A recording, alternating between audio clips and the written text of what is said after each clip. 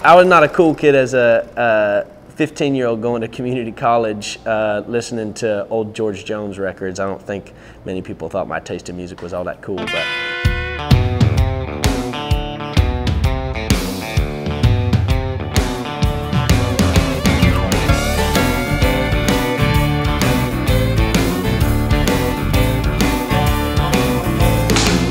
well, I picked up a guitar before I knew anything about how to play it. As long as I can remember, I thought George Strait looked pretty cool in a cowboy hat and holding a guitar, so I think I got my mom and dad to buy me a little Walmart First Act guitar when I was probably 3 or something. When I got to be, I think it was right about the time I turned 5, I took my first lesson from a gal named Marie Parks. When I walked in there as a little 5-year-old, she asked me what I wanted to learn to play first, and I said Amarillo by Morning without hesitation. That was my favorite song.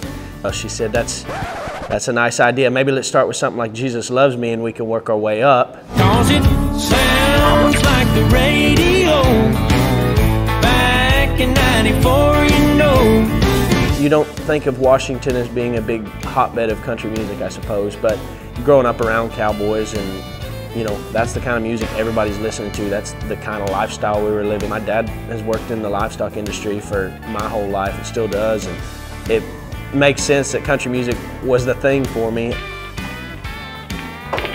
From like the age of 5 to probably, 13 or 14 or something, I probably played guitar for 3 hours a day. We had a little tape machine downstairs, you know, everything from Keith Whitley to Dan Seals to you name it, and I just put them tapes in there one by one and sit there and just play along guitar and learn every one of them songs. I decided I was going to work construction and save up money so I could move to Nashville once again with no like actual plan of how I was going to get to Nashville or what I was going to do when I got there. Beginning of 2019, got hooked up with my producer Carson Chamberlain through it was an online video. A fellow named Daryl Singletary passed away, and I put up a cover of one of his songs that kind of blew up for me online, and Carson found me off of that, and we started talking on the phone a little bit. That finally made it to where it was like, dang, this could be legitimate. I could have a shot at this. So we started that year, that fall, I started coming to town. I'd fly in for a week every month or something, and I'd stay at his house. We'd write songs. He'd set up co-writes for us and meet people, listen to songs, and he kind of just showed me the ropes on how the music business works, and finally gave me, I think, legitimized it to my parents as well, because they were real thrilled, as you can imagine, with me wanting to quit school and save up money to go play music for a living.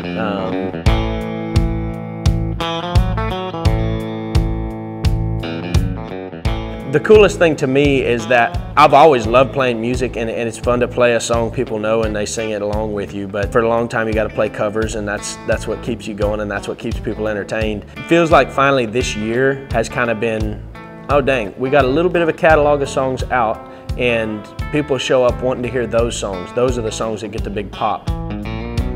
It's wild to me that these little ideas that I've had that, you know, we've kind of brought to life with co-writers and musicians, and that people fall in love with them as much as I am in love with them, is crazy to me. And like I said, I just feel very lucky that other people happen to be enjoying it. I would be doing it if they didn't enjoy it, probably, because I enjoy it. But it makes it a whole lot more fun when there's a room full of people to enjoy it with you. I don't need to talk, I don't need no shrink. You're getting from my mind and from my heart what I'm feeling and what I'm thinking, and to have people go crazy over that is kind of wild, surreal, I guess.